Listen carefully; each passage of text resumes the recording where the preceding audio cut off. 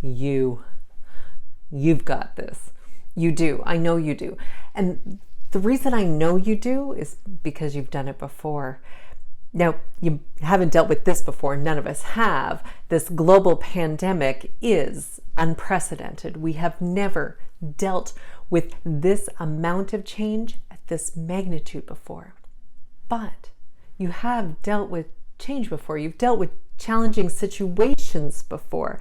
And I want you to think about those times. I want you to think about a time maybe you're feeling pretty proud of yourselves. And I know the time that you're thinking about isn't a time where you did something that you've done 100 times before, that you did it exactly the same way and got exactly the same results. I know that's not true. I know the time that you're thinking of is a time where you overcame an obstacle or a challenge. Maybe you solved a complex problem or you got better than expected results. I knew it. You guys are unscripted.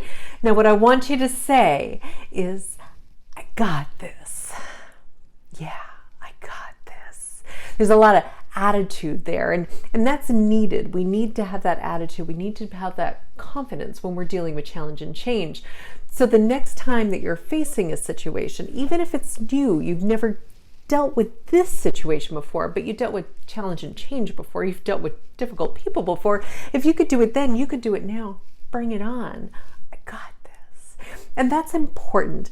That confidence is important, because when we're faced with a new situation, when we're feeling nervous or anxious, what it does is it triggers the really primitive part in our brain. It's called the amygdala. And so you've probably heard of the fight or flight response. That's in the amygdala.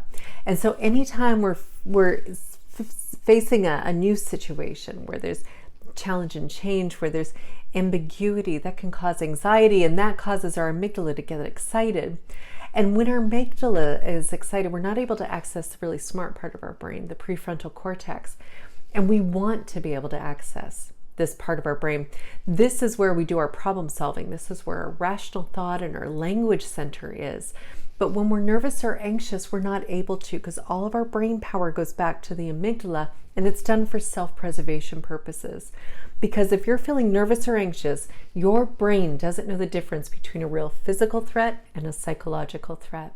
And as soon as the amygdala gets triggered, it's going to take all of that brain power and put it back into the amygdala, unless we can calm that amygdala down, and we can do so by saying, I got this.